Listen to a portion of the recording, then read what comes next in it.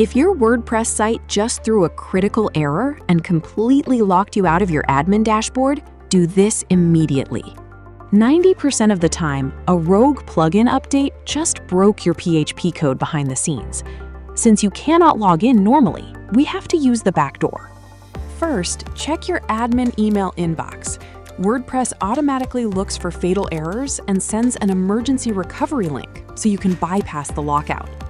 If you did not get that email, do not panic. Log into your web hosting control panel or use an FTP client like FileZilla. Open your site's root folder, click into WP-content, and find the folder named Plugins. Right-click that Plugins folder and rename it to Plugins_old. This forces WordPress to instantly deactivate every single plugin on your site. Now, go back and refresh your broken website. You should be able to get straight into your admin dashboard.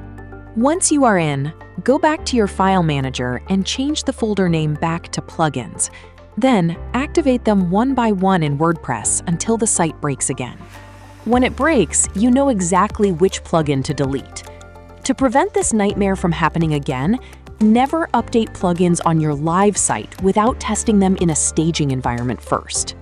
Thanks for watching. Feel free to comment below, like, and subscribe. Visit us at gwizit.com for more.